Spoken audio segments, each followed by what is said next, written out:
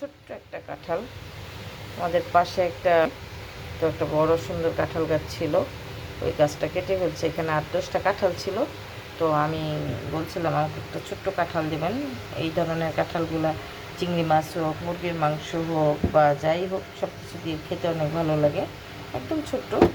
তো আমি আজকে এটা গরুর মাংস দিয়ে রান্না করব। এটা আমি কীভাবে রান্না করি সেটা আপনাদের সঙ্গে শেয়ার করব। কাঁঠালটা কেটে হলুদ দিয়ে এটাকে সিদ্ধ দিয়ে দিলাম। এই যে কালো কালো দেখা যাচ্ছে, উঠে যাবে সব। ব্যস্ততার মধ্যে ছিলাম, আমি যে কাঁঠালের তরকারিটা গরুর মাংস আলু দিয়ে রান্না করেছি রেসিপিটাই দিতে পারিনি। আর এত সুন্দর কাঁঠালটা পেয়েছি, এরকম কাঁঠাল আর পাবো না। তো এটা আমি প্রেশার কুকারে অনেক সুন্দর করে সিদ্ধ করে নিয়েছি। ইভেন কাঁঠালটাও, যেহেতু কাঁঠালটা অনেকটা কচি, ওটা সিদ্ধ হইতে টাইম লাগছে। তারপর সব কিছু ছাড়া আমি এগুলো সব প্রেশার কুকারে সিদ্ধ করে তারপরে এখানে আমি যে আধা ঘন্টা যাবত এটাকে আমি জাল করছি।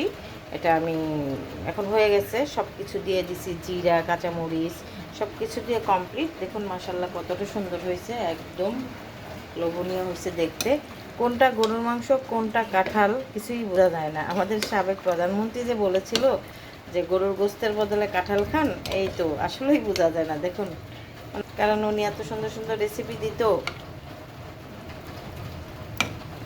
এই আর কি।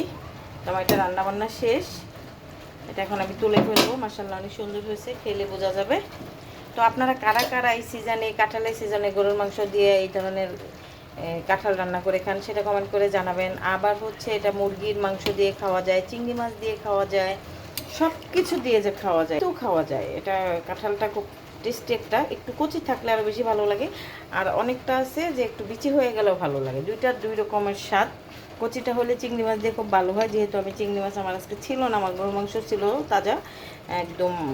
এই কারণে ভাবলাম যে গরু মাংসটা দিয়ে আমি রান্নাটা করে ফেলি। তো কেমন লাগলো রান্নাটা অবশ্যই লাইক কমেন্ট শেয়ার করে জানাবেন। ভালো লাগে যদি আপনাদের ভালো লাগে অন্যকে দেখার সুযোগ করে দিবেন। আগামীতে আরও সুন্দর সুন্দর রেসিপি নিয়ে আসবো, সেটা দেখার আমন্ত্রণ জানিয়ে আমি শেষ করছি। আল্লাহ হাফিজ, আসসালামু আলাইকুম, ভালো থাকবেন সবাই।